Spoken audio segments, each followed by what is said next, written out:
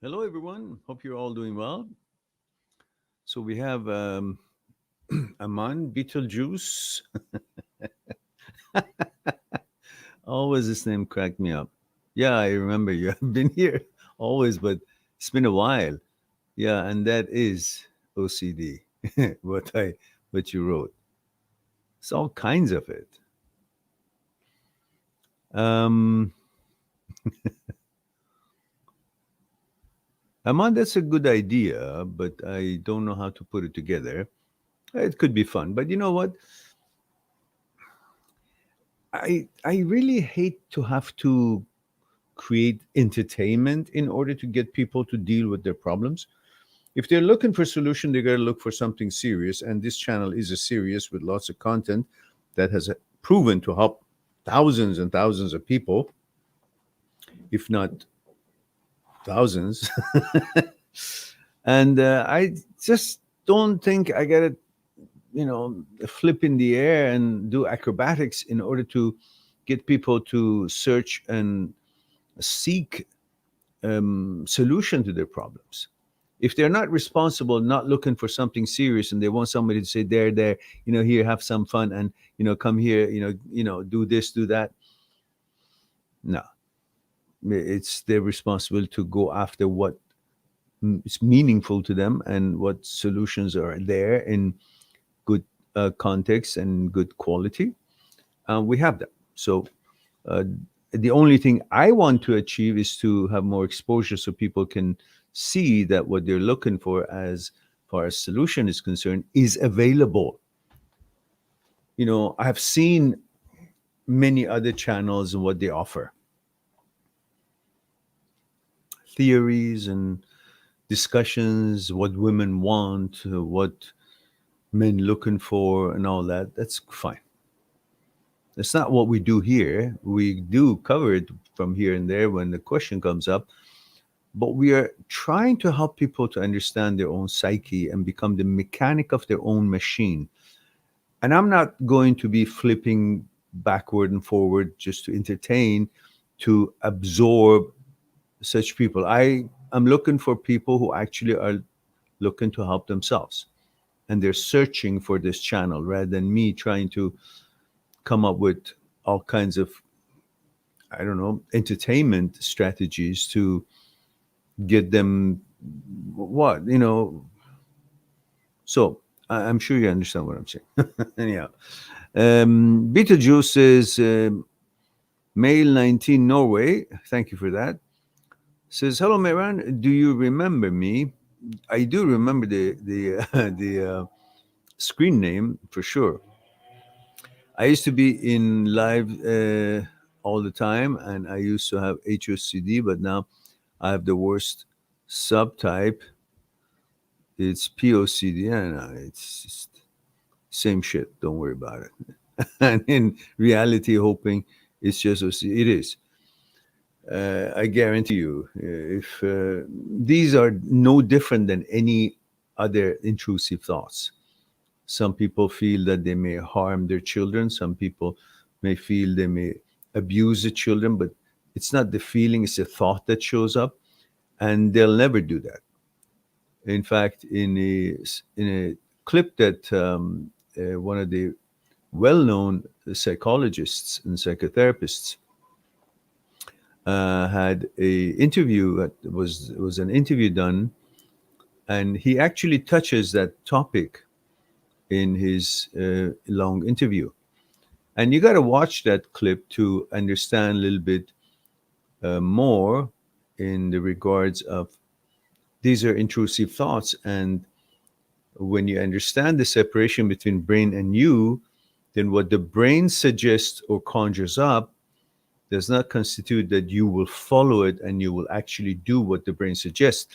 In fact, because you're the intellect, not the brain, you will judge what the brain says, and according to your values and what's sacred to you, you will not accept or attempt to act upon the nonsense that the brain is suggesting. So you can look at the link of Dr. Phillipson that is in the description of most of my videos, if not all, of the HOCD videos, and you will watch his interview that was done. It's like 45 minutes, and in segment of it, it talks about uh, pedophilia, OCD, and you educate yourself.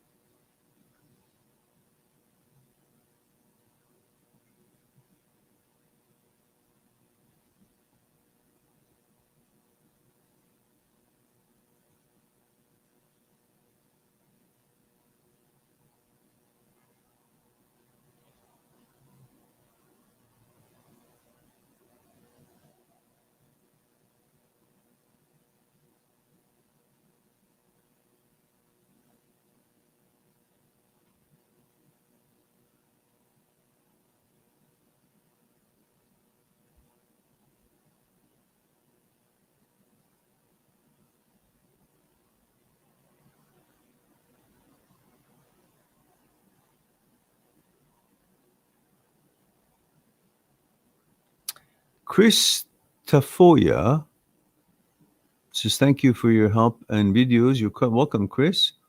Don't forget to let us know your age and where you're tuning in from, like M age, and then where you're or F age, where you're tuning from.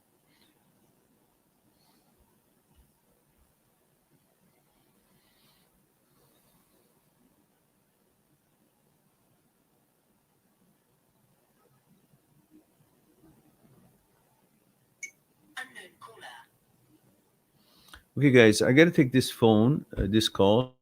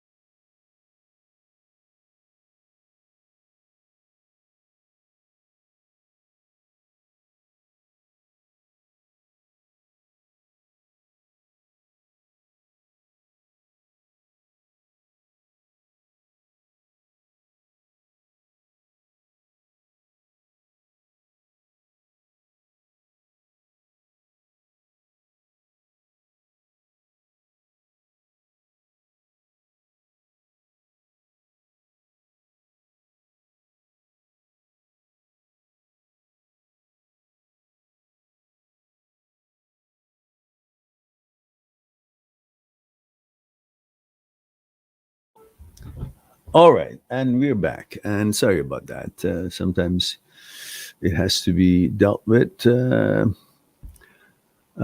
right, so we have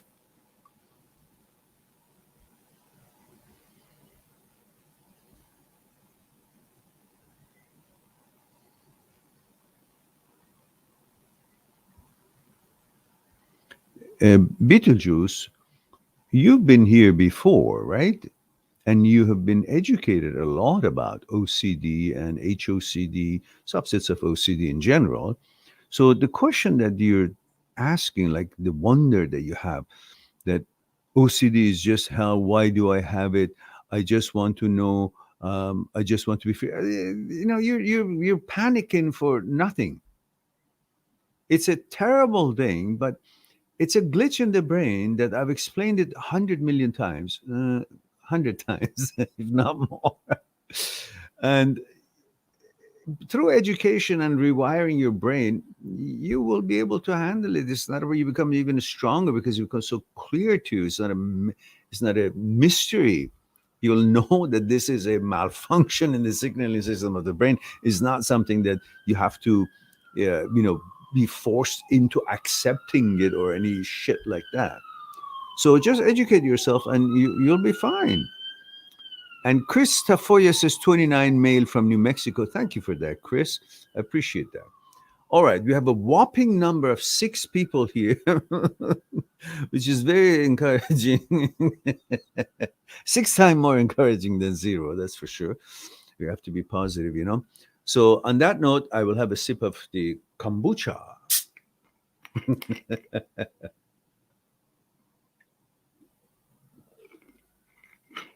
Mm, mm, refreshing.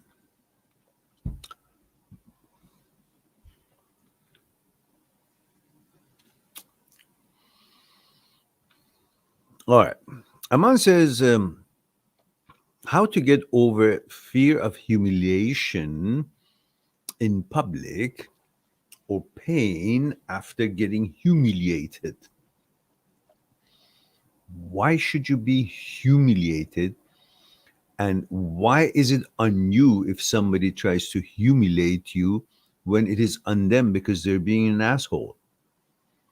What's the shame? Why do you think when people subject you to some mistreatment, it's a shame for you? It's a shame for them because they're the one who make an ass of themselves. Why do you think that if somebody disrespects you, it's a reflection on you?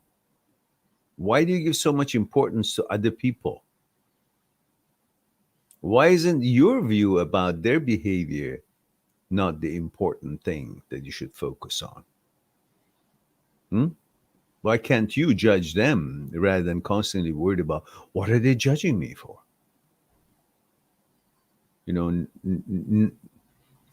Nothing is scarier and debilitating than being in the prison of what other people think of you. Fuck that. Free yourself by understanding other people's opinion is not a decree from the universe to you. It's other people. They're no different than you, no better than you.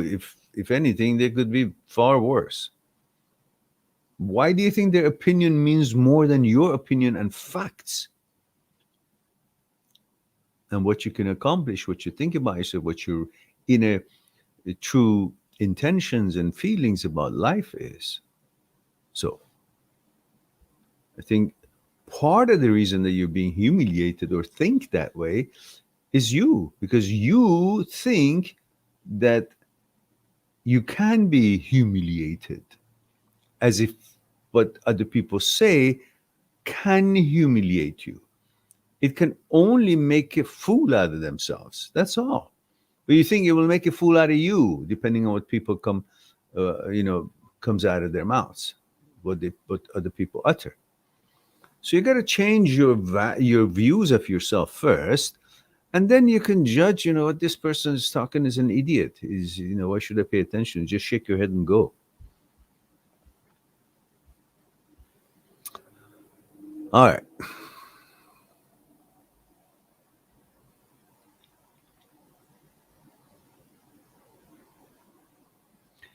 Beetlejuice says, that's the thing, I'm educated about it. No, Beetlejuice, you're not educated about it.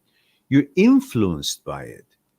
The fact that you're influenced by it makes you think that, okay, um, I'm influenced by it, but if you're educated about it, you wouldn't be influenced by it.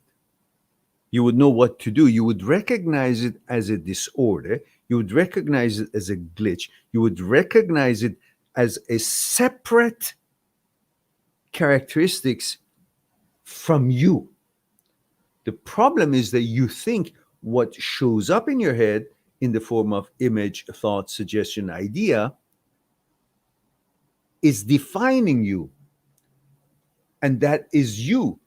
And then you shy away from yourself. That's not you. That's an entity that is separate from you, and you're influenced by it, which, if you're educated about it, you will not be influenced by it. You would recognize it as a glitch, a malfunction, a disorder in the signaling system of the brain. That is where your education is, which you use it to further separate yourself from that and then deal with it and try to retrain the brain to learn not to try to influence you by these nonsense, because you've risen above that, like you know better. The problem is that you think the brain knows better. That's why when it conjures up and suggests images or something in your head, you're influenced by it so much rather than thinking, oh, that's a bad thought, that's not in line with my values, and nothing can happen, never becomes an action. It's just how the malfunctioning brain is functioning. That's education. But just call it education, but really being affected by it, that's not education. That's not using your education, if you are educated. So go through understanding of the separation between you and the brain again and again and again. Did I say again? And again, I suggest to you all, watch this video that I have made based on the video that Dr. Egnar made. I just elaborated a little bit more and made it more in detail. And you guys can watch this and educate yourself about the understanding of the neuroscience about this topic and philosophical point of views since 1,000 years ago. When Aristotle was talking about the separation of the brain and you, in a different language, but now, beyond the shadow of doubt, the modern science has proven that you're not the brain, brain is not you. If you read or watch Dr. Schwartz's lecture based on his book Brain Lock, and understand the neuroscience of habit and the connection between compulsion, obsession, compulsion, dopamine, and habit, then it becomes a little bit more clear for you what the hell is happening in your head. Ross Holmes says, Male, Texas, just turned 28. Happy birthday, Ross. Says, feel like I can't be happy in life without a girlfriend. Well, join the club. That's the feeling, but it's not true, because once you have one, you may say, I feel like I can't be happy unless I get rid of my girlfriend. So depends what kind of a girlfriend you have. So don't be so hasty thinking that it's not about the girlfriend that you're focusing on. It's about the pleasure that we each seek. And so that is a very important part, because you can be happy in many aspects and facets of life, but this would be the missing part, which that will come together.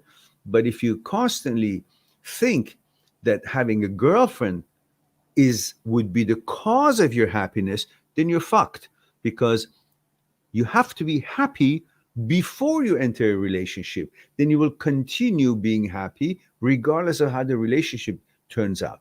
But if you think you're not happy, you can't be happy, you don't know how to be happy, and you're looking for a girlfriend relationship to become happy via that relationship, that girl's interaction with you, then you're fucked up, because when she changes or if she leaves or something doesn't work well, again, you think you can't be happy because it's now in the hands of someone else. Your happiness should be in your hand. Your values and measurements for happiness and reasons for happiness, source of happiness, should be based on your learning experiences, accomplishment experiences, things that you're interested in life, things that you want to experience, and the basics of life that makes you feel happy, the way that you feel happiness would mean and is instigated for you. But leaving it in the hands of a girlfriend, well, then what? We have a girlfriend and everything's going well, then you're happy, then you don't have it, she leaves, you're not happy. So it's depending on somebody else. When your happiness becomes dependent on somebody else, you're fucked. That was my scientific way of expressing that. So I hope that works for you. And it's explanatory. I couldn't be more serious about that. Jesus, is that what you said? You actually said also feel like 28 years is too old to start over in life? Okay, let me introduce you to my little friend. Let me introduce you to my little friend. This is called the ugly stick. For people who talk like that they think 28 years old is old.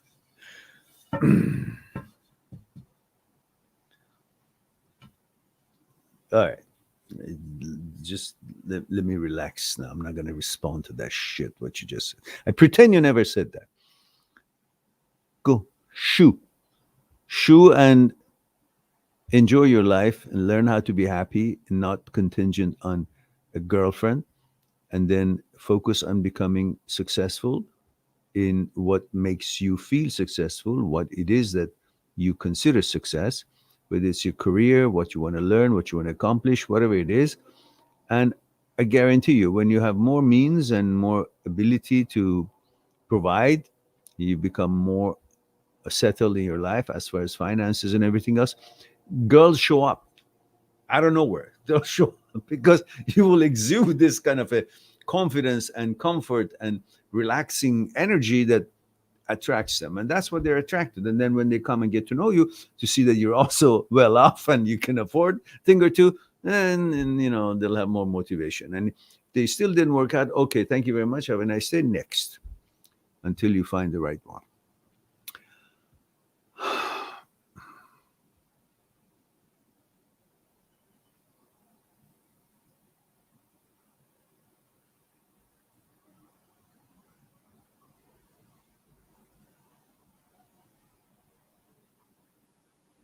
Beetlejuice, most of the problem with people with HOCD and OCD and all that is that they think the same brain that has the glitch, it should be the source of their knowledge about what the glitch is all about and how they should deal with it and how they should feel and how it affects them and all that. You have to understand, when you're in a glitch of HOCD or OCD, you are not able to easily and logically use your brain. So using the same fucked up brain at the time of a fuck up in order to deal with the fuck up is the real fuck up.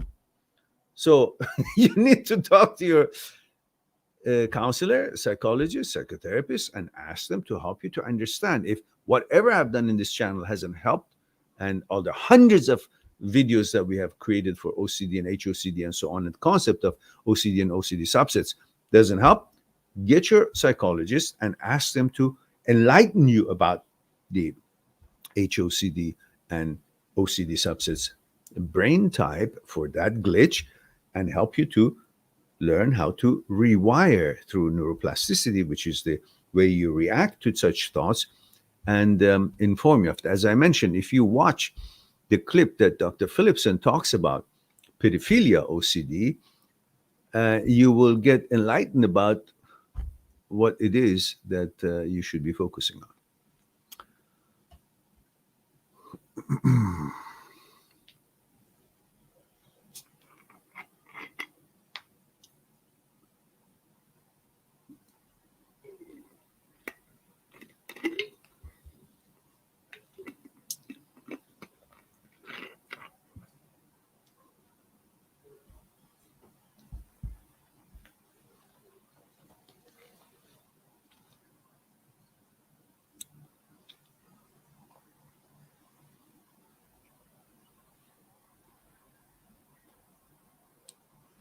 That's the problem, Beetlejuice.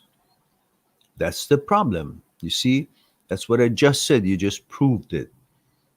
You're trying to do something that is just unnecessary. And your whole focus is on that.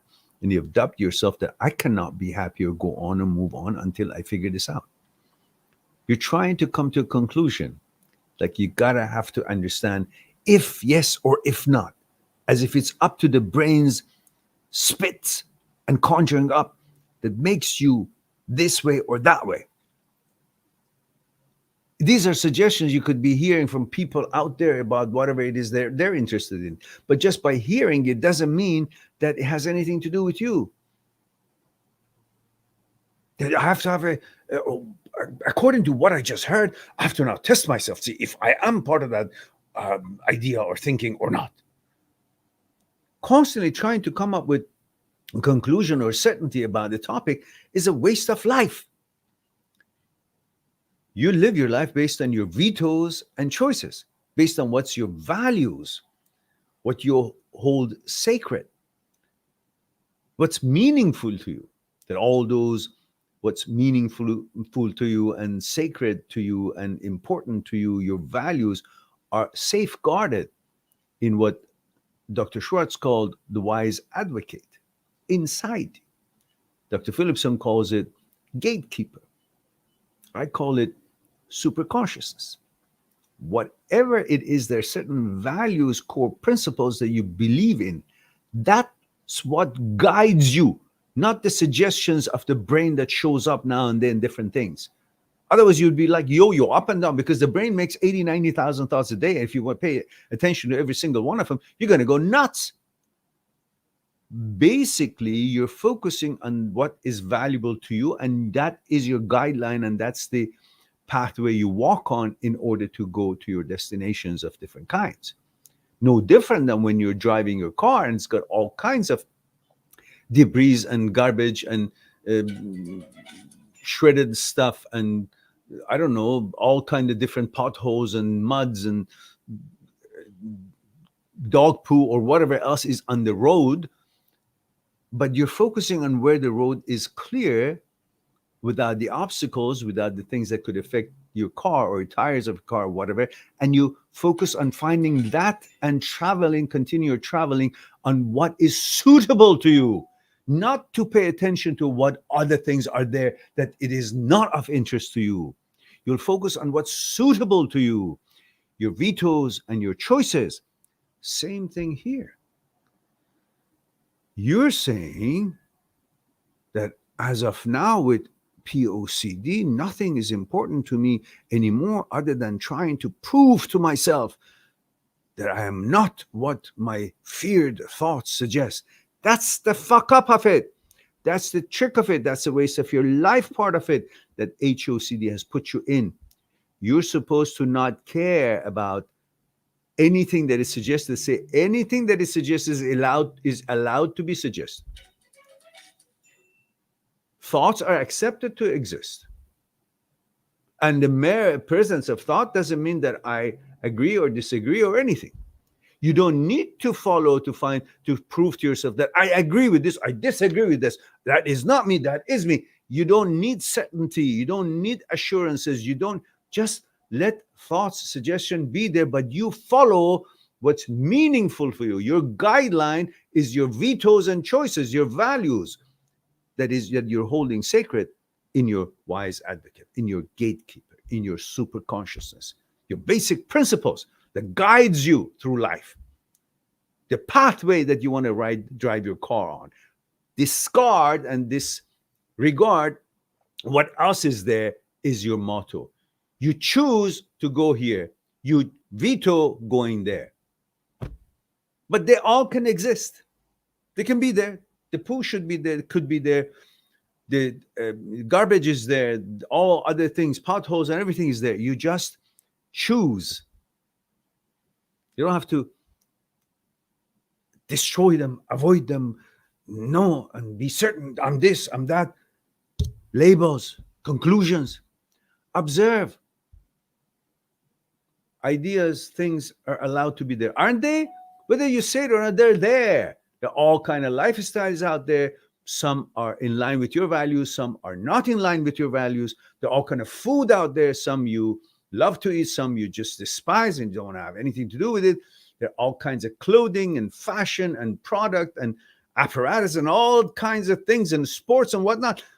They all are there. Same thing with your brain. Allow all kind of shit be able to be there.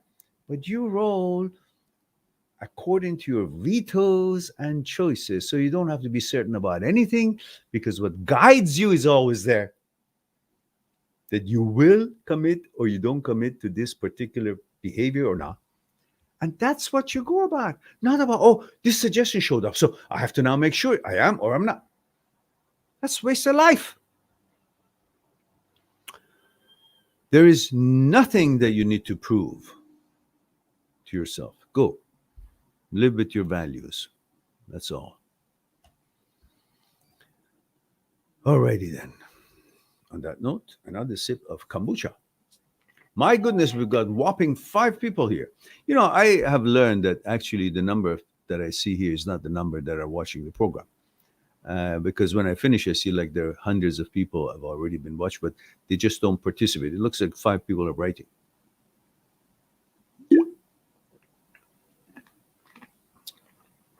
How was the sound? All right.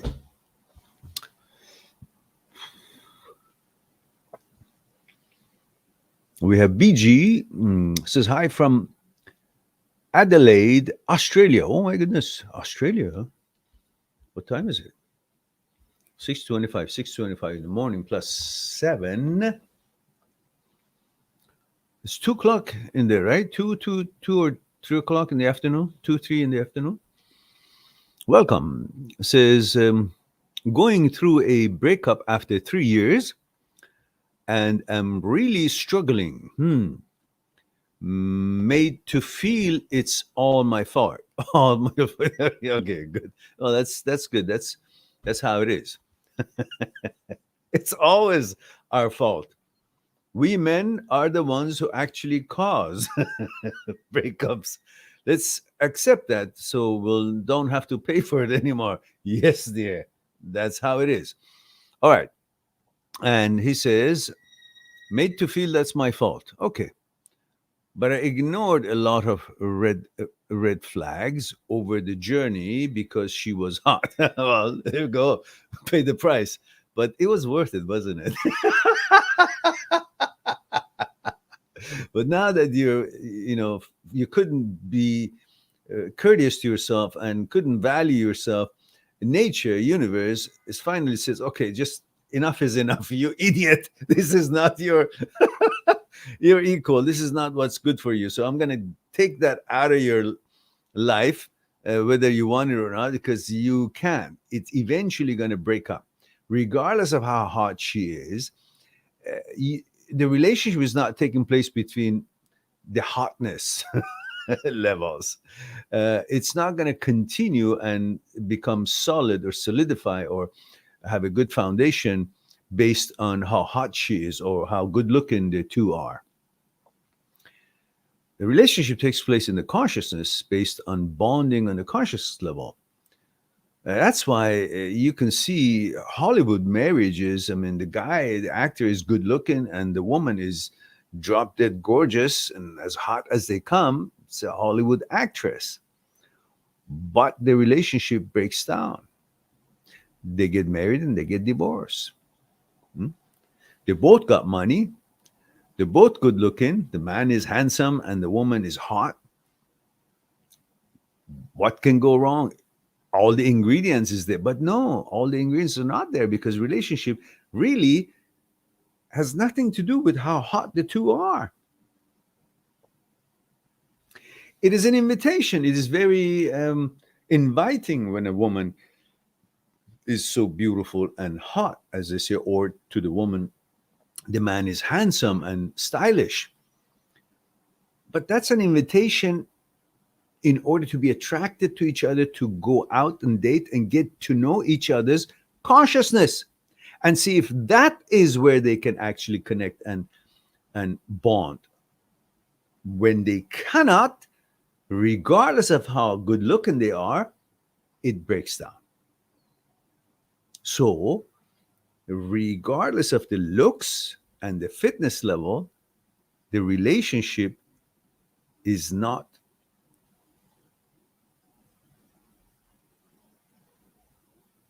growing based on the looks and physical attributes of the two involved in that relationship. So, naturally, you couldn't see that at the beginning, which is that's how we men are. We don't see it. She's got the high heels, she's good looking, she's got the body, she's got the looks. That's all we care about at the beginning. She's qualified because we think that everything else that comes with it that is representation of a fully qualified woman with all the amazing and wonders that they can provide and bring to the relationship, the helping the family to grow and support, the warmth and all everything else, the magic that the woman can do for a family. We suddenly think because she's good looking, then everything else is also part of her arsenal, part of her qualifications. That's not true. But that's how we are. That's our shortcomings. But the key is, can you figure that out during the courtship?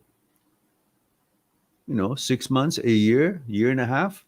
It's enough to know if this woman, beside her beauty, also possesses other qualifications that can bring happiness to a relationship, bring success to a relationship, bring warmth and support and quality and class and echelons that is required for a successful relationship and happy family.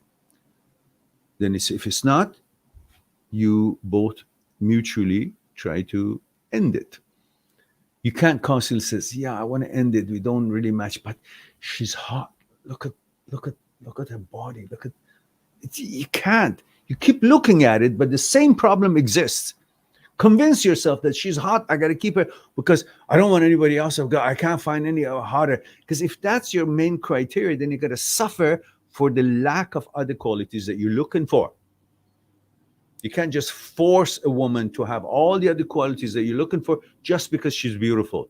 You have to accept that a beautiful woman can be stupid, can lack class, can lack wisdom, can lack education, can lack compassion, can lack necessary values for life, can be selfish.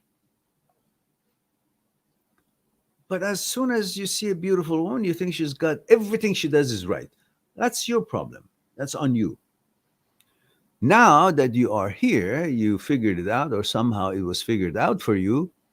What's there to be devastated? Go on. There's so many amazing women out there. Don't put women down because one didn't fit you.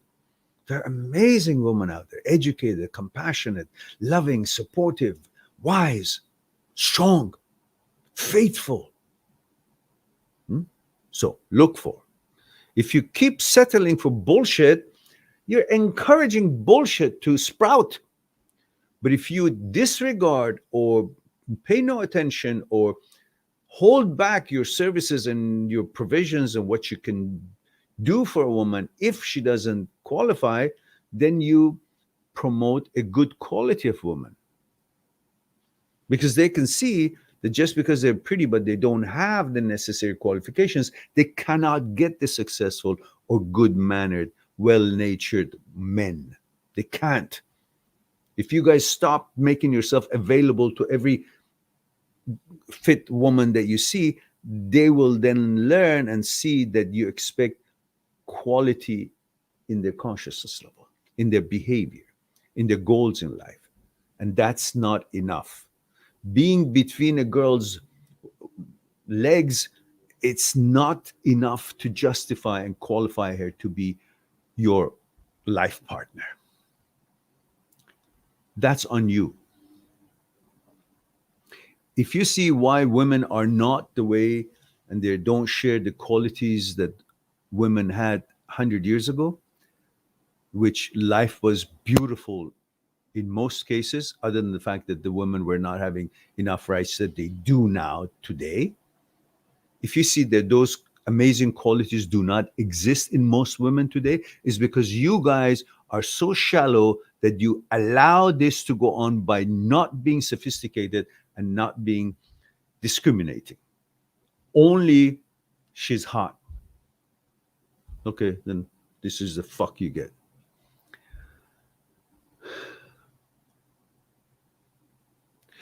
Look at women today. They select based on what they want to build in life. They're looking for qualities. But you men are simply giving up down on your knees as soon as she's got nice figure, boobs and the butt and the legs, and that's it. That's not going to make a relationship. That's not going to make a life. That's not going to make a partner. Okay? All right. Enough of that. BG, if that still hasn't worked and you go on my site, mind@6truth.com, make an appointment on Skype for a one-on-one Skype consultation, and then we'll fine-tune it on Skype text, which day and whatnot, and so on. For new clients, if you register for 1 hour, I'll throw in another hour for that one session, and we'll have plenty of time to discuss what's concerning you one-on-one on Skype.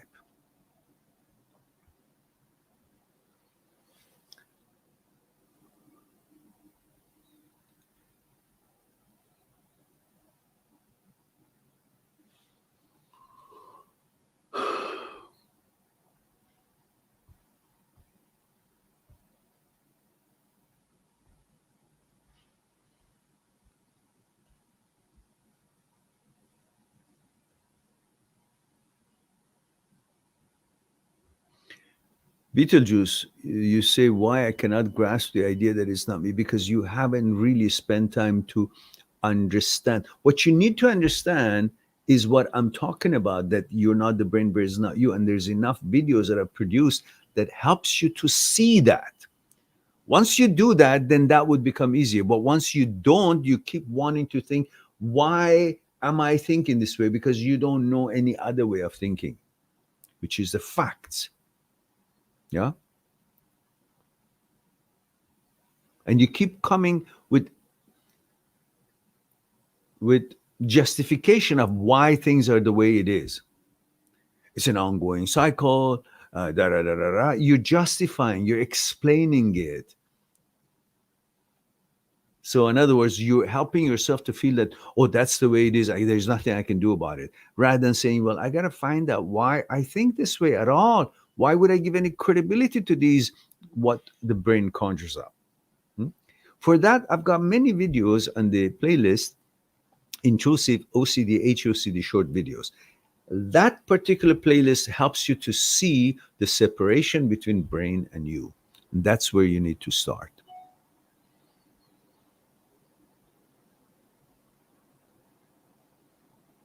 Yeah, all your questions are legitimate, but there's so much description, explanation that is involved in it. I can't do it here. Either you can make an appointment or watch the videos that I've already created for you guys, and then you will be able to figure it out. And BG says, thank you for your advice. I'll be in touch. Okay. Chris says, thanks, Miran. I like how you don't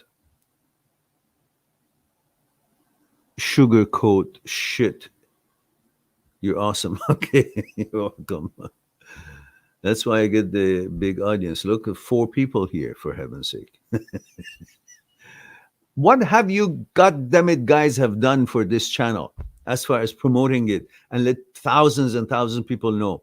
This channel should have millions of subscribers. We have only what, 24,000. That's shameful. I'm pissed off. I gotta have a sip of kombucha for that reason. This thing is pretty good, you know.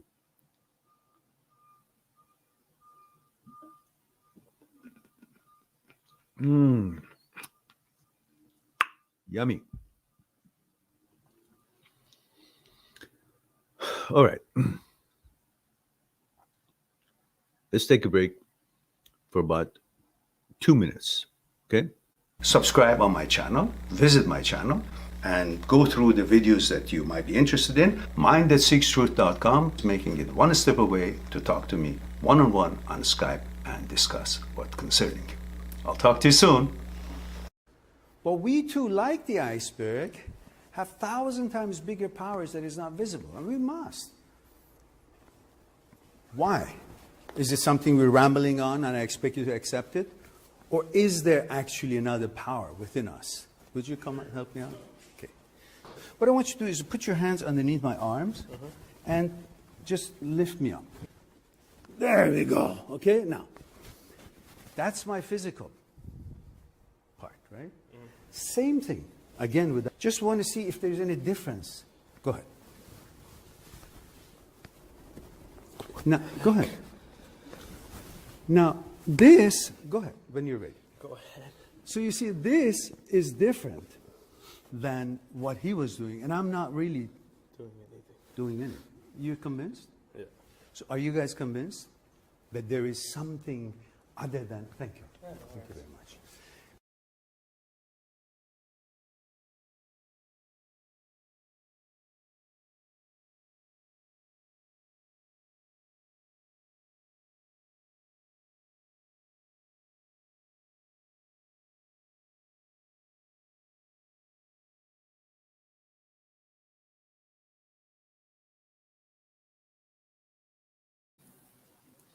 And we're back.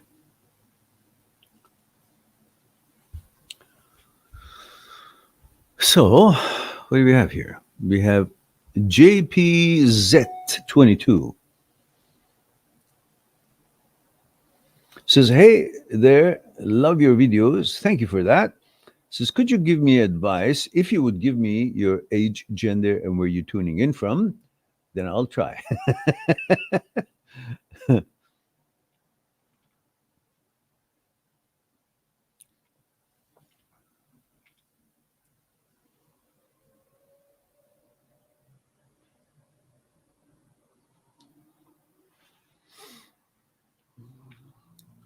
He says, I'm 28, male from Chile. All right, thank you for that. You know, Chile still holds the high jump record in equestrian show jumping. Colonel Morales, Captain Morales, with Huaso. The horse named Huaso jumped 2 meter 47 centimeter way back. I think, I don't know when it was, maybe in the 60s or 70s. I'm not sure. So quite impressive. So JP says, could you give me advice on why do I still want my toxic, cheating ex who hurt me so much, and how to stop obsessing and thinking about her all day? One of the important things that you need to do is to start seeing her with the eyes of the now, because you're looking at her with the eye of the past. Like, you're looking at her, it's the same physical appearance as the same girl that you knew a year or 2 years ago, or when you guys met, pretty much. And therefore, that triggers the characteristics that is in file in your memory about her, the way she used to be when you loved her, when you guys were having good relationships. That's eye of the past. When you look at her now, you're not looking at her with the eye of the now, which explains her actuality as it is today. Because if you look at this eye of the now and replace the eye of the past, how she was, with the information of the now, put it there, you would not want to be with that woman. You would not have chosen her then. The reason that you desire her now is very critical to understand. You look at her, you see the resemblance, you see the personality, you see the physical attributes. It takes you to your memory of all the selective, fun, and positive experiences you had, because that's what human beings made. We don't like to think about pain. Naturally, we forget pain, because if we didn't, then women would never want to have baby after the first one, because there's tremendous amount of pain for delivery. But once it's done a month or two later, they forget and they're ready to have another baby. That's the human tendency program, that we tend, which is a good thing, to forget about the painful things. So when you look at her, you identify her with all the good things that happened in your life, which resides and recorded in your memory. So when you go there in the memory to match all these good experiences in your memory with this physical appearance, you also trigger another file that is in your memory. That's the file pertaining this prerequisite steps for desire to be born. There are certain steps that are necessary for desire to be born. And I have a video on that says how desire is born and how to stop it. Desire and how to stop it. Those necessary steps, prerequisite steps to bring about the birth of desire was fulfilled at one time. Whatever they are, you look at the video and find out. But they were fulfilled at one time, and they're recorded.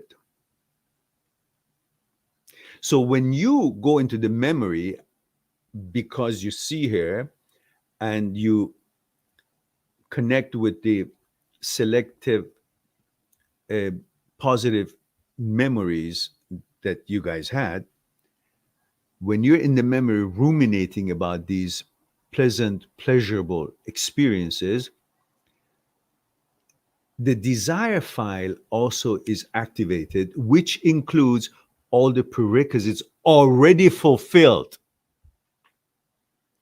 So it doesn't need to be fulfilled again, because the brain doesn't understand anything between difference between virtuality and actuality. So when the file is activated, the brain thinks, oh, it's already fulfilled. So the desire is reborn again every time you take her into the memory. So the key is, do not take her to the memory. Do not look at her with the eye of the past. Look at her with the eye of the now. Eye of the now means how she's treated me, what she has done, how her behavior has been, how I have been with her, and how she has cheated me, and all the things that you just said. All that brings her actuality. And when you see her real self as she is today, not as she used to be then you say, there is no place for her in my life, because these are not the characteristics that originally attracted you to her when you were attracted to her, when you got to know her. Why? Because she was not like this. Otherwise, you wouldn't like her.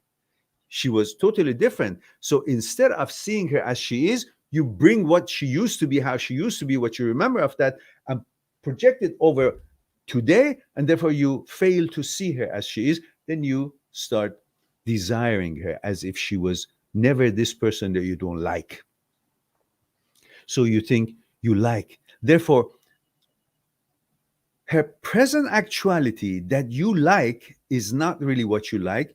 You like who she was, but you bringing it over and giving those characteristics to her that she no longer deserves and is not in possession of it.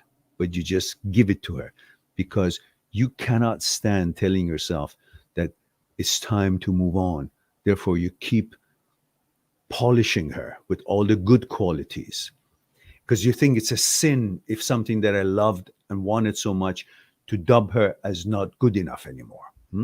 So you constantly escape from seeing her in with the eye of the now, with the today's light, the proper light, and you keep brushing her with the brush that is not really doing justice to her because she's not what you think and what you hope that she would be. So you're actually coming up with excuses for the way she is, and that's the problem. All right.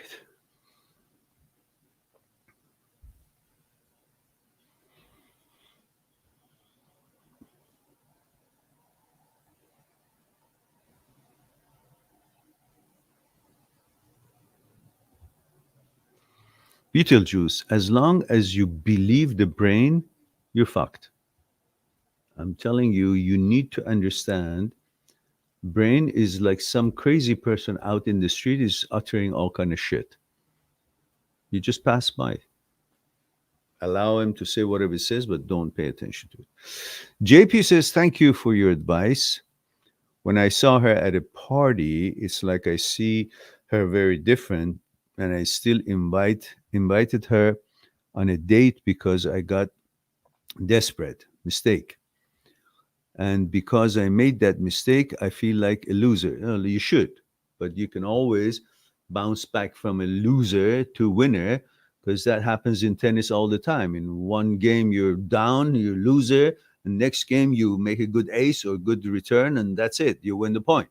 So no problem. It always changes. But learn from that feeling that makes you feel like a loser. Don't bring that. Don't act in such a way that brings that feeling back again. So modify it and move on. And please do not disrespect other women, all these amazing, beautiful women out there, just because someone is an asshole. Do not think that, oh, there's no other woman out there because she's the best. No, she's not the best. And there's so many amazing women out there. So allow yourself to open your eyes and see and appreciate the beauty and magnificence of other women, the qualities. And so allow yourself to go and fly and get to know them and introduce yourself to them. Other opportunities. Don't feel desperate. If women don't have anything other than the beauty, they only flaunt that, and they know there's so many guys trying to get between their legs that they don't have to do anything else. And that kind of a posture and that kind of a fake confidence lures you in to think, oh, I got to compete with the others. If I don't, somebody else would get her. Well, fuck it. Let them get her. Good riddance. You have to be okay with that. And then you'll be fine. Otherwise, you'll go after something that is not suitable, and forever she'll pretend she's better than you. Why? Because you're pussy whipped. Don't do that. Alex is male, 27, Missouri, says, Meran, how do you get out of the feeling that you may end up alone forever? Yeah, that's fine. Okay, you may. Why should you get out of that feeling? It's one of the facts, one of the possibilities. The problem in life for us is that we want to make sure, always trying all our days to make sure that the negative possibilities that we don't like will be certainly not happening. Well, you don't have to have a certain certainty about such possibilities never happening to be happy. Just leave them be. It's like, you're in the ocean and there is a log about 200 meters away from you, and all you're doing, oh, I hope that log is not going to hit me. A fucker, start swimming that way. Enjoy your swimming instead of constantly, I hope that will not hit me and damage me. Well, there's so much more ocean out there. You don't need to know for sure it's not coming towards you or are. You continue your way, that will also go somewhere else. Or if it comes, it doesn't hit you because you're focused on your way. You're not going toward this. There's so many other things that are going to affect the movement of that log that it will never come towards you. You don't need to be certain somebody comes along and says, no, don't worry, this log will never come near you. It just won't anyhow, whether somebody says it, assures you of it or not. It doesn't. Why? Because you're not interested in it. And you have your path and the things that you want to enjoy. Swim around and enjoy and go about your plans. Instead of, I have to be sure that that log is not going to hit me before I enjoy my swimming. No, you have a different path. You're not going toward it. You're not interested in it. So naturally, it won't. But you don't have to be certain about everything before you can continue your life. Hmm? That's a problem. Constantly trying to be certain about things, that I will end up alone. Okay, that's one possibility. Well, because you're not interested in that, you won't end up alone. And if you did, that must have been become the most suitable choice for you, because you saw everything else was even worse, was shitty. You decided to be alone. Otherwise, because you're not interested in being alone, you won't be alone. You will eventually somehow run into someone that you either convince yourself or accept or see that she's suitable and qualified, and you'll start a relationship with her. But instead, you're wasting your life just to be sure. Hmm? And that's the problem.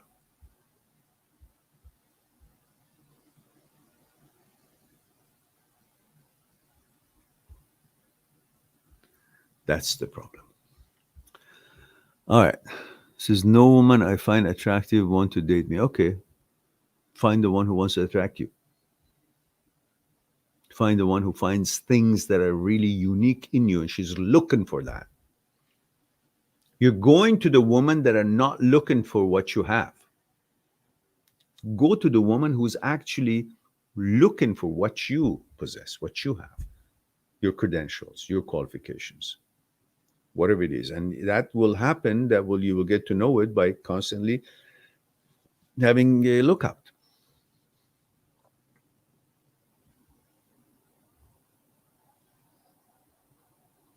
You know, there were a village in Japan thousands of years ago that every harvest time, a bunch of bandits would come and attack them and take their chicken and food and vegetables, their harvest, and possibly their women, if they could.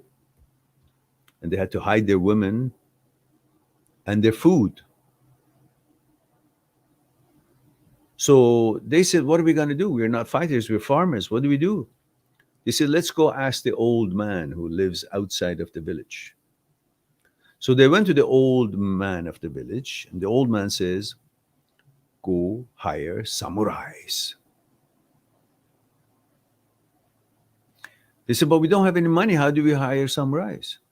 So we'll offer them rice. That's what you cultivate. So a bunch of them went to the city, the main city, and looking to hire samurai. After a bunch of days there, they all came back, kind of sad and head down and beaten up some parts. And the old man says, what is it? They say, oh, what are you talking about? You know, every time we talk to any samurai, we said our problem, and they asked for how much, what we're going to give them. We said rice. They beat the shit out of us because they were insulted. The old man said, go find hungry samurai. Look at the wisdom. You gotta go find a woman who appreciates, values what you are offering, instead of you going after any woman that looks or meets your aesthetic expectations. Got to find out what they're looking for, and then you will decide if I have all those or not, so you don't waste your time. And you will then have a better rate of return, I think.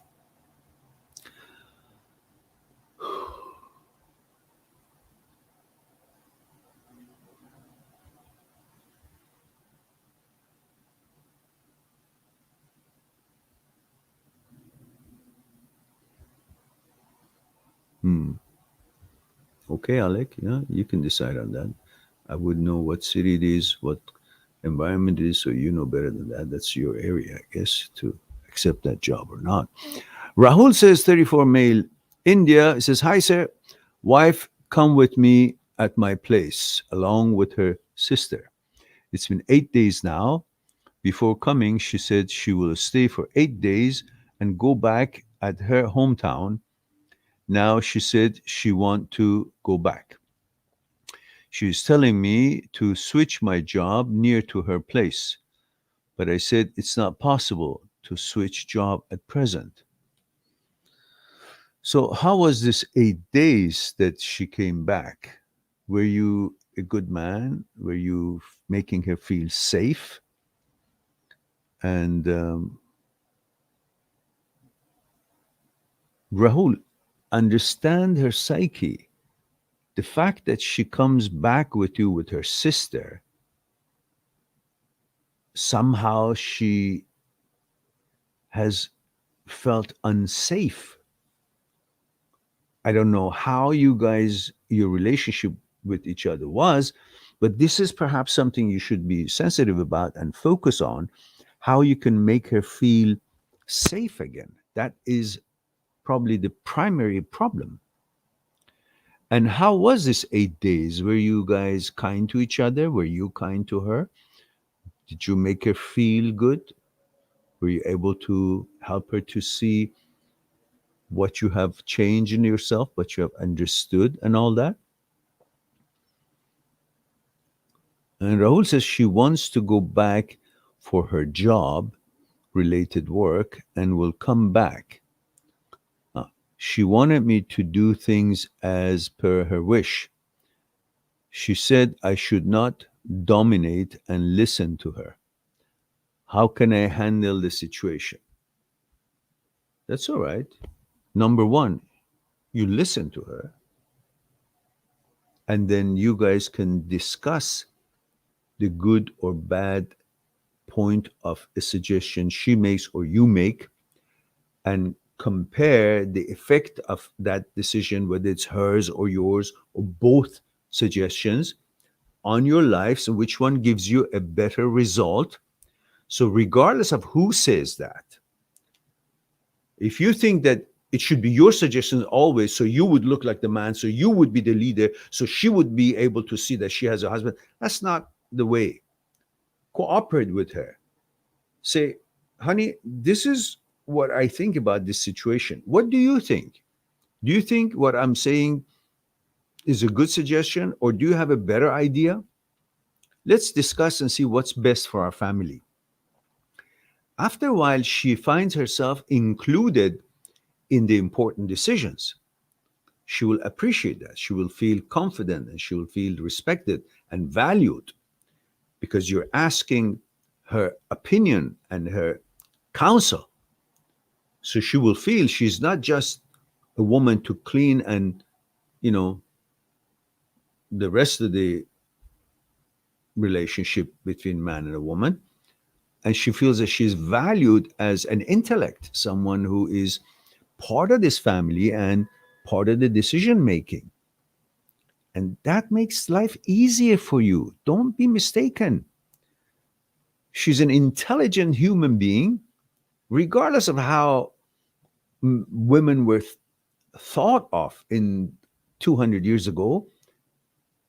At all time, they were intelligent human beings just like us, maybe different expertise, but ability to be have intellect was always there, and they had the intellect. So two brains helping each other to make better decisions, it actually gets you off the hook to be responsible for every fucking thing that happens in life. Because then you say, we made this decision together. It wasn't my decision only. In fact, this particular one was based on your research and your suggestion. So we take responsibility for the decision collectively, both of us, because we contribute when we want to make that decision together. We brainstorm, we talk about it. So we come, and that gets lots of responsibilities out of your way. And you feel freer and better. And she will also feel she's responsible for some of the shit that happens in life. She can't be blaming on you all the time. Everything becomes a little bit more equal, and easier for you too. And Rahul says, 8 days were absolutely fine together. We had a good time. She's still feeling unsafe, alone. And when she coming back, she wants my mother or her mother to accompany her. Fine. It's better to be her mother. And then you make sure you go out of your way to be as reasonable and appreciative and helpful and kind as you can be. So the mother can see the changes that you have made and how pleasant the time that she was there was. 8 days, 10 days, 2 weeks, 3 weeks, doesn't matter.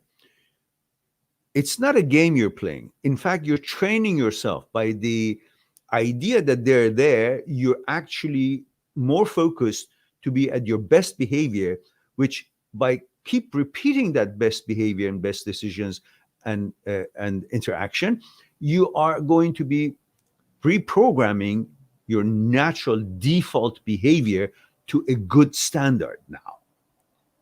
And that becomes the new you.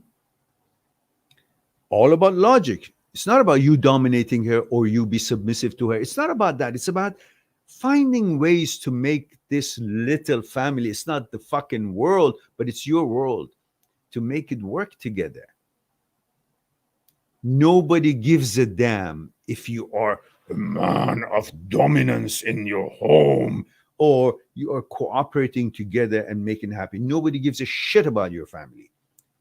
If you're worried about what people think, doesn't matter. God damn it, it doesn't matter what they think.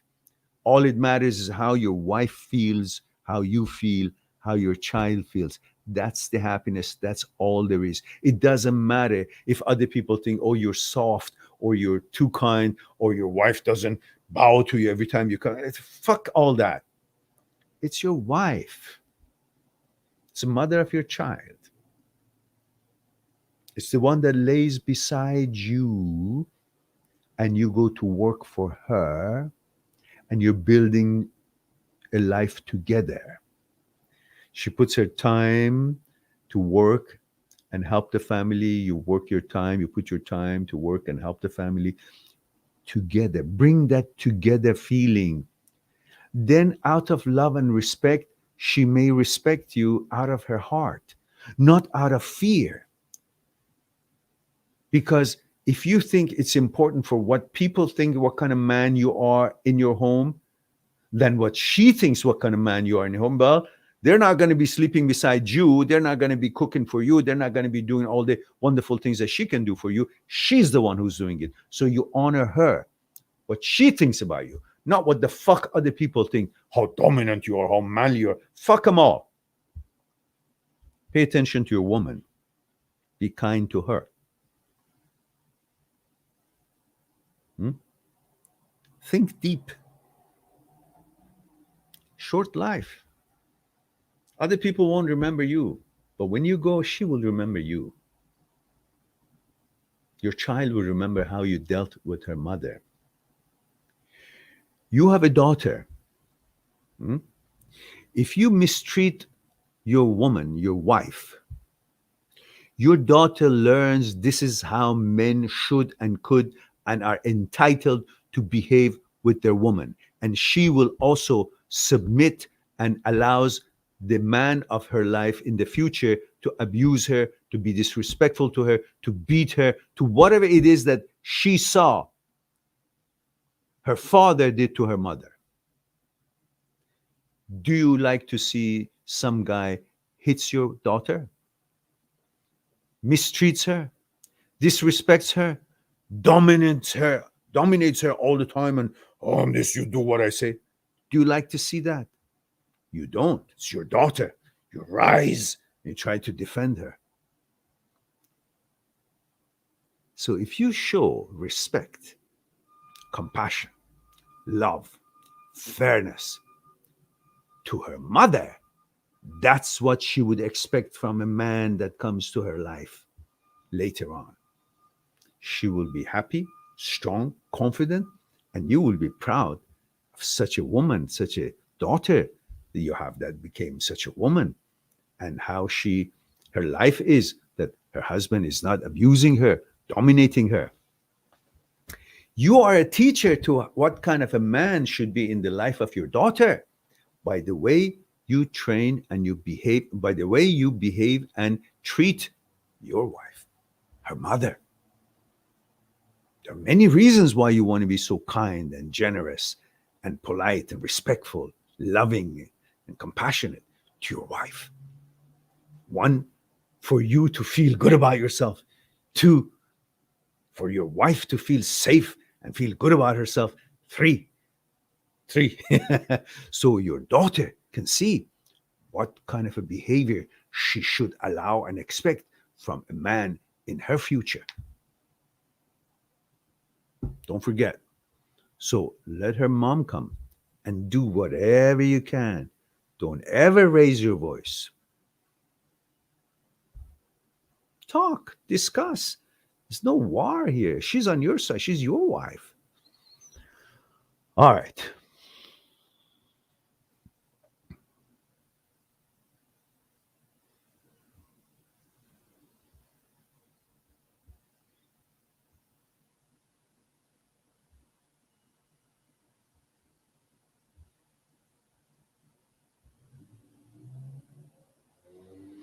Look, Rahul, I understand what you're saying. And I'm sure she understands what you're saying too. You say, I want her to switch her job, but she's not listening. She wants to spend a few days here and then go back and do her job. But I don't like it as she's giving more priority to her job than family. I understand. She understands too. But can you see if the amount of money you make is enough for the kind of comfort that you two expect, or that she has to work and make that money to help the family as well? Hmm? So you may eventually, not now, at a certain time, talk to each other and decide that, say, look, honey, I understand how important your job is. It's very important, and I'm appreciative that you work. I wish you didn't have to work. I would make enough money for all of us that you didn't have to work. But this is what you chose, and this is how it is, and I appreciate your effort and your time to help the family. I respect you for that. But in regards to changing our job, let's see if it's reasonable to think and find out which one of us is better to switch the job to where our home is. If I quit my job and go look for something else, I may not find it. Or it could be a while before I find it. Or I may not get as much money as I'm getting here. But I will be losing this much money that I'm getting per month. You write that number down. I don't know how much you get every month, but you say, this is what I will be losing if I don't make and find the same kind of a comparable job. If I quit it here, quit in this town, quit my job in this city, and come to where you are and not find the job, this is how much I lose per month, because that's how much I'm making. What if you change your job and come here? How much are you going to be losing? Let's see which one is less, because it's not just about me changing my job to come to you or you changing your job to come to me. If you're making more money than I am, and maybe I should quit my job. If I'm making more money than you are, then it doesn't make sense that we lose a big chunk to come and get another job that doesn't pay as much, or I don't know, at least now, just because we decided that I should quit my job. But don't you think we should decide which one pays more and we keep that one, and the other one will come, and then we will all be at the same place, in the same town, in the same city? So you can introduce that idea, let her decide as far as logic of it. But in the meantime, just say, let's figure out our life and our relationship first. Then we can decide on that together and see what is the best thing we should do. At the moment, I want to present myself to you in such a way that you will feel happy and safe and warm to be together. That's my intention. Later on, you and I both together can decide which is the best way to do. But if you want to put that condition, that means there's so many things that is just condition, not practical. We need to be careful about our life. Number one is how much money we have to be able to have a better lifestyle. So you can discuss it with her. So include her in these decision makings, so she will feel that okay, there's a reasonable discussion here rather than anything to do with domination or who says and whose word goes first and stuff like that. All right. If any argument happens in front of between you two or when the mother is there, to don't flip out, don't try to push. Always logic, calmness and logic. Never raise your voice again. Never try to win the argument. I say this because I am the man. Don't do that, because it sets a bad example, especially when her mother is there. Just change yourself into a reasonability and logic way of discussion. Yeah.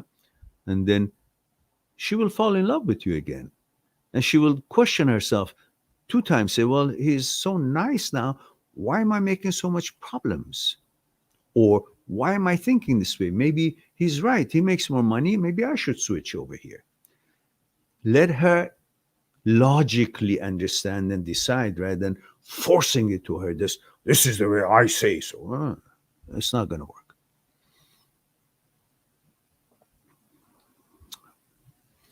Rahul says her salary is very less compared to mine, but she's doing job to feel herself secure and not to be dependent on me. And she's able to stay with her parents at her hometown. Okay, then my suggestion would be let her continue that. And you say, listen, dear, you can come here for a few days and then go back to your work as long as you want. And, because it doesn't make sense for me to lose my job. I won't be able to make the same kind of money or the same kind of job there. It's just not the right decision. As much as I love you and respect you and want to work with together and get your opinion and make decisions together, but this is not the best decision because we need money. So therefore, I'm saying let's settle for the next best thing, which would be we do our best to be together and you keep going back to your job to feel good about yourself and enjoy your job. And I will do my duties to bring money for us all. And then you come back for a few days and we are all together. And then you go back. Just leave it at that. I know what you're thinking. Leave it at that. After a while, she figures it out. That first of all, she feels safe with you because it's been temporary and it's been good. Secondly, she will feel confident because she has a job and all that. After a while, she gets to see how unreasonable this lifestyle is. That she wants to be with her parents there and so on, and you here, and let her make that decision. For now, you do your job, give her the freedom to go back and forth, do her job, and be with her parents, and come back and be with you until she starts getting tired of this situation because she finds it unreasonable and impractical. Let her come to that decision rather than you forcing it to her, because that's not going to work. She needs to be making those decisions herself because then she will stick to them. So let her be free, let her feel that she has a job, let her stay with her parents and come back to you whenever she can until she decides, since you've been a very good man and there is no talk of nobody can talk about that you've been behaving bad with her or beating her or anything like that. Then everybody starts questioning, why is she not going back? I mean, he's such a good man. Then they'll be on her case because you have proven, according to your behavior and time, that you're respecting her and you're being a good man. then she will come to that conclusion herself that, okay, I want to come back. You leave it up to her. And always be sweet, always be nice to your wife and to your daughter. She will eventually see it, that this is impractical, this is unreasonable expectation for him to lose the job and come here because I want to be with my parents. Okay. I know you did some shitty thing and that's why you're paying for it now. You're training yourself. But eventually that time will pass and she will not have that excuse anymore because you have changed yourself genuinely and you become a very kinder and quite calmer person and handle situations differently. That's the time that she will then not be able to stick with this idea that she should be, there and you here. She has to make a decision then. Rahul says, thanks a lot, sir. We'll follow what you advise. Okay, good, dear. Good. And we have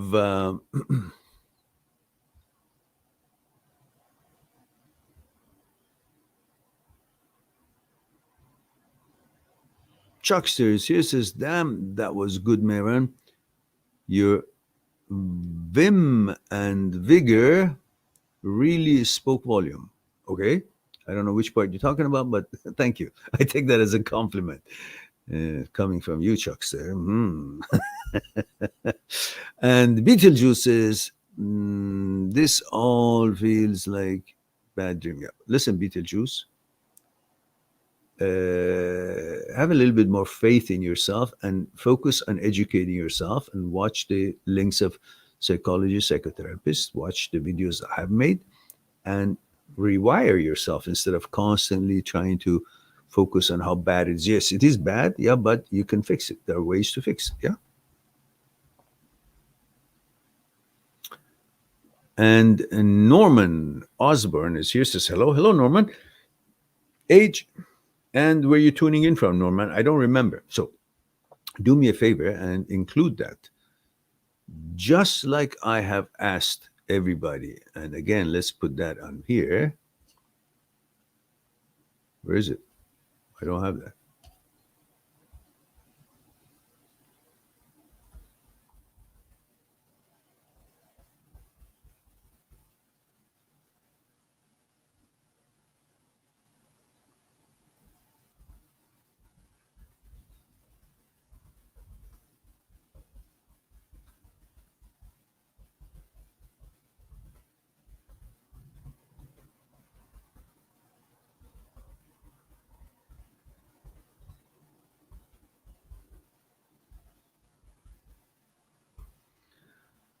All right.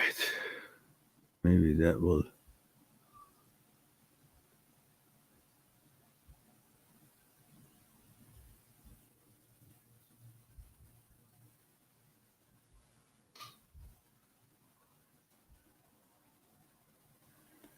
"20-year-old New York City." Oh, okay. I remember now. This is avid Star Wars fan. Okay, good.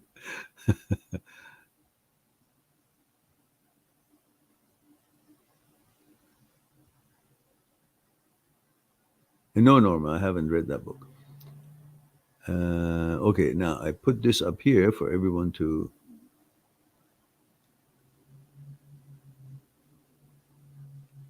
Okay, there we go. All right. Chuckster says, I said hi up above. Did you now? All right. Hello, Chuckster. Oh, yeah, there it is. Yeah, you better be kidding, Chuckster. Yeah, it was a bad joke. Yeah, it's true. Ah, there it is. That's the first one. It says 38 male Philadelphia.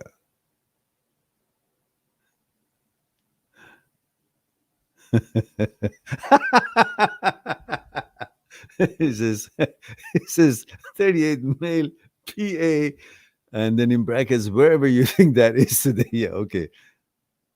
Not Pasadena, Philadelphia. I got it. It says, I thought I had an actual serious question tonight, but I forgot it. So, any tips on short term memory retention? Yeah, forget about it. If you have a short memory retention, they should forget that you have a short memory retention. So there's no problem. What? I forgot.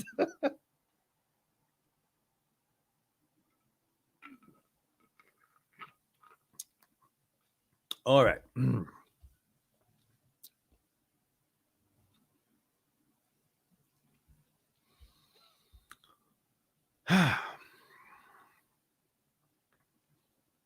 Beetlejuice says, thank you for listening to me. I probably gave you a headache. Not probably, definitely. So I'm not a, I'm at a point when I'm physically tired of this. I'm going to go to bed, have a good rest of your day night. Thank you, Beetlejuice. That's the problem. You're focusing on it too much. You're trying to come to a conclusion and a certain kind of a certainty. But the whole idea of dealing with OCD and substantive OCD is to don't give a fuck about certainty. Just roll with your vetoes and your choices. That's your power. You don't need to have the brain not to produce this kind of thought, not to produce that kind of image. Fuck them. They can all be.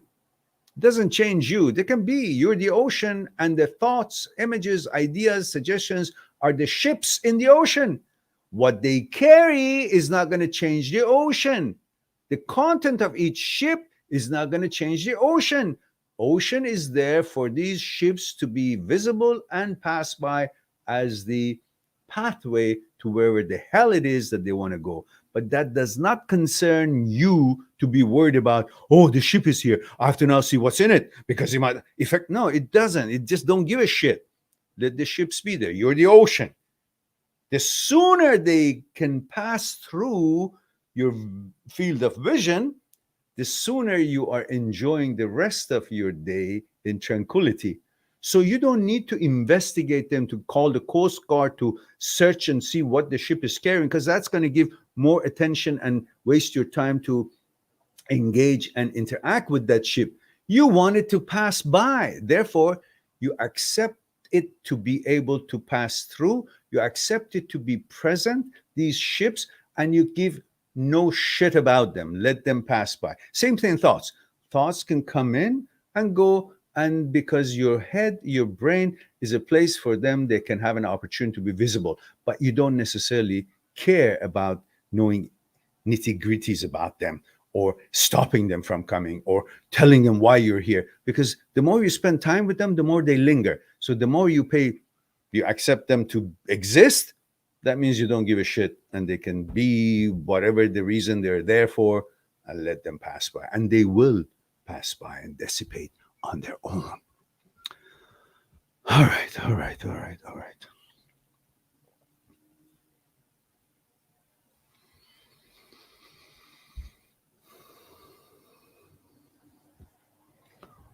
Shauna, Ireland. Dying from a broken heart, she says. How could such beautiful name Shauna and such beautiful name Ireland could have a problem with this? You should feel so confident.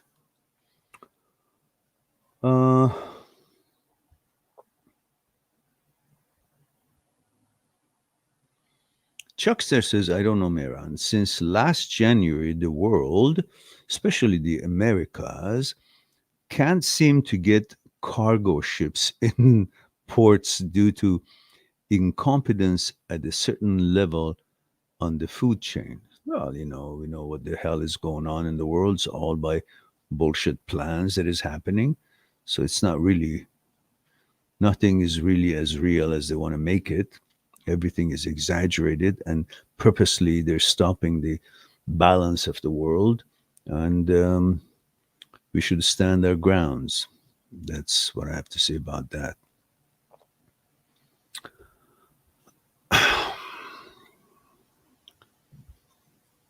And Shauna, don't forget about letting us know the stuff that is right on the screen. It says, please include age, gender, and city you are watching the program from with your comments. Thank you. So obviously we know where you tuning in from, Ireland, I guess. Hence the name, or maybe I'm mistaken. And then of course we just need the age and gender. And Jake Bedford says, "Hi Miran, hope you're good. I'm a married man. I'm 32. I have a 2-year-old boy and live in the UK. I came down with HOCD 2 years ago. Next month, I have my good and bad days. Oh, 2 years ago, next month. I have my good and bad days. Just want to fully recover. Any advice?" Yes, Jake. Um, it's very simple. You're not alone. The God knows how many millions of people suffer from that. And as I have created an array of videos talking about this glitch, this disorder, philosophically, inwardly analyzing the movement of the psyche and how thoughts work, how they appear, how they become to be thoughts, how consciousness is born, is put together, and the relationship between thoughts and consciousness.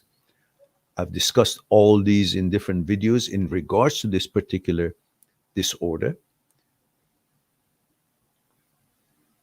And then I have proceeded to prove to you, and I have proven to you philosophically, plus using the modern science, which they have now scientifically proven what Aristotle was talking about 1,000 years ago, that you're not the brain and brain is not you. Dr. Schwartz have discussed this in detail in his book Brain Lock, and the experiences that has been done with different researchers and scholars, such as Dr. Anne Grable, the experiences that she's done in the laboratory using her postgraduate student Carl Smith in regards to neuroscience of habit. It is proven that you're not the brain and brain is not you. And this business of OCD and the subsets of OCD, including HOCD, has a lot to do with the overactive amygdala and its danger signals being sent unnecessarily. Frontal cortex trying to match up a scenario for it, conjures up something that is most important to you, which is your identity, sexual orientation. That's the one you try to hold sacred and protect. So it interprets that miss signal, danger signal that is sent by amygdala. It interprets it in such a way to put some kind of a narrative to it.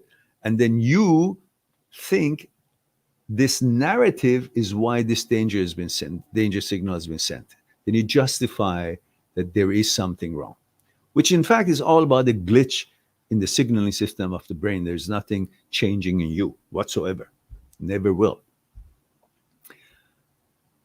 But the brain is so powerful that makes you actually think that it is real. And of course, in the playlist that I have, intrusive thoughts, transient thoughts, OCD, HOCD, negative thoughts, I've discussed the interpretation and association of the words when the thought shows up and how that is interpreted and how you misinterpret it and all that. And I've explained all that. And then the other playlist, intrusive, OCD, HOCD, short videos, it discusses nothing about interpretation, but all about separation between brain and you, which is very interesting. And some of them are actually brilliant, I must say.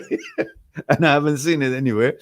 But somehow, I guess I have that weird brain who can conjure up things that others cannot deliver, but it's factual and it's there. You can see it.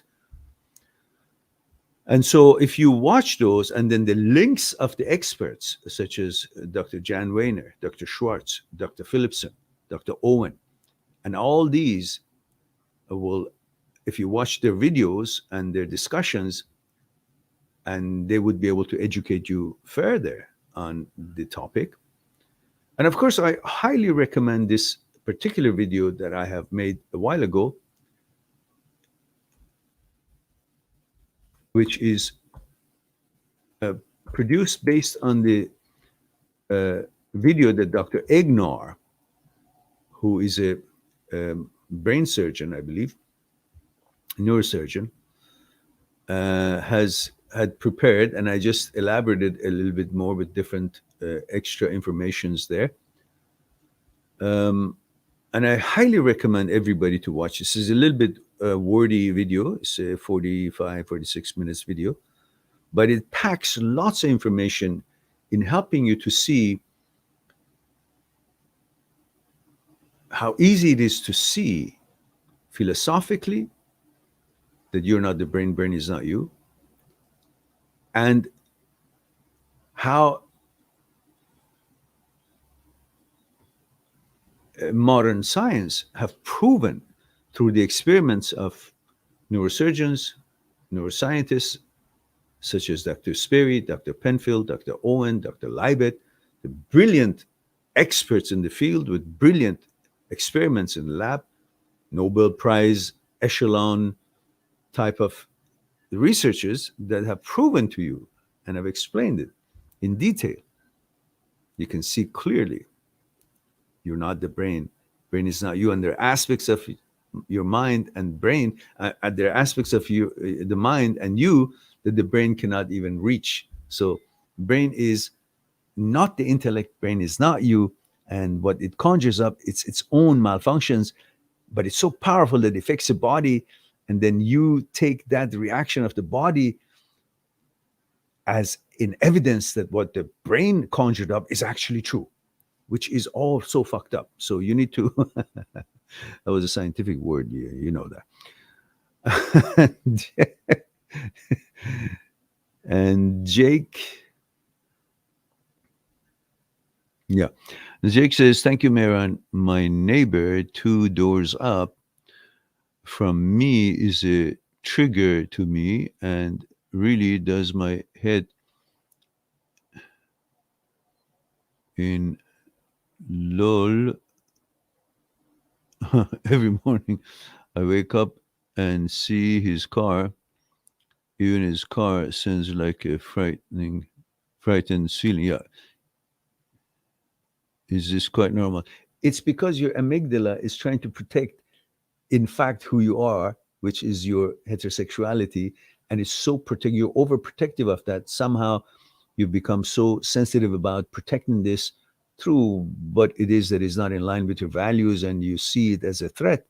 So your amygdala is constantly making you aware to protect yourself more unnecessarily, and you're reacting to it. And then when we add the malfunction of the signaling system of the brain, which includes caudate nucleus in the striatum area in basal ganglia, and its relation of not doing what is automatically designed to do, which is shut down the intrusive thoughts when prefrontal cortex creates all this kind of nonsense, then the combination of the concoction, it causes so much concern. And for you, not knowing about what makes these malfunctions and what's happening in the brain that is a malfunction, makes you think that, oh, it must be me, because ever since God knows when, you've been duped to think that the brain is you.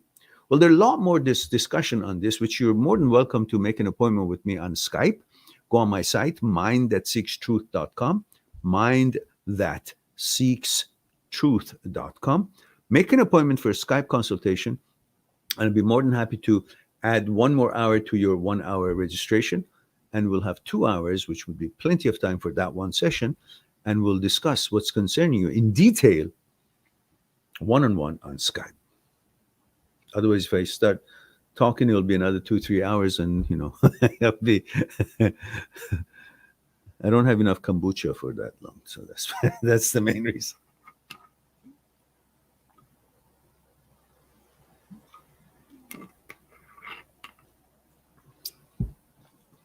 Nova is here.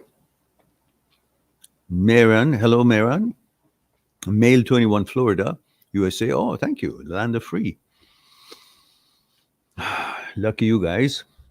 I wish we all would have a governor who would be wise enough to let us live our lives without interfering with all these nonsense. And says, what, what you to, what do to? You mean what to do? What do to if you see something bad on the internet that might give you HOCD thoughts? Don't watch that bad thing. Whatever it is. Why do you keep going something that's not bad? It's like saying, "Oh, I had this. I don't know. This fruit is so much worm, and it's not it's not so tasty, and it's not pleasant. It's dirty. I don't like it. So throw it out. Why do you keep picking it up?" And it's just, maneuver your ways to the path that is most comfortable for you. And Norman Osborne says, read a study that said 8 weeks of meditation changes structure of the brain, like increased gray matter density. It does in the hippocampus and decreases gray matter in amygdala. Well, I haven't seen that study, but definitely it does increase the gray matter. Meditation also increases about 37% GABA, a GABA neurotransmitter. It reduces cortisol by 50%, increases growth hormones and serotonin and so on. So it's a great thing to do. Um,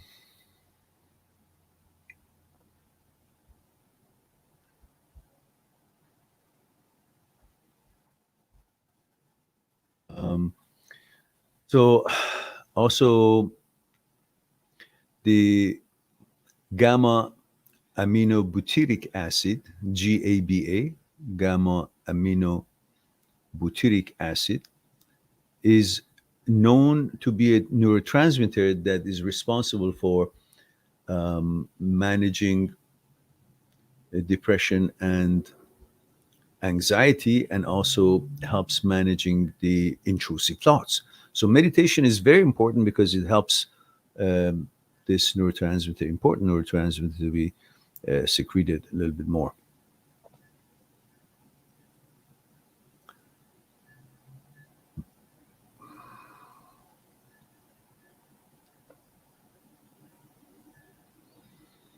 Yeah, right, Nova. Okay, guys, it's been 1 hour and 56 minutes, almost 2 hours. And it's time for me to say I love you all. Thank you very much for being here and giving me the opportunity to share a thing or two with you. I look forward to our next live stream. Please subscribe if you haven't. Click on the bell if you haven't. Choose the option always or all if you haven't. So if I go live without any schedules, you will hopefully be notified if YouTube does their job and notifying you. Which I often see that so many people say they haven't been notified when I go live. In any case, I look forward to the next one. In the meantime, be good to yourself and to the others. I'll talk to you soon. Bye for now. Subscribe on my channel, visit my channel, and go through the videos that you might be interested in. Mind@seekstruth.com, making it one step away to talk to me one-on-one on Skype and discuss what's concerning you. I'll talk to you soon. Well, we too, like the iceberg, have 1,000 times bigger powers that is not visible, and we must. Why? Is it something we're rambling on and I expect you to accept it? Or is there actually another power within us? Would you come and help me out? Okay. What I want you to do is put your hands underneath my arms and just lift me up. There we go. Okay, now, that's my physical part, right? Same thing. Again, with that. Just want to see if there's any difference. Go ahead. Now, go ahead. Now, this, go ahead, when you're ready. Go ahead. So you see, this is different than what he was doing, and I'm not really Doing anything. doing anything. You convinced? Yeah. So are you guys convinced that there is something other than... Thank you. Thank you very much.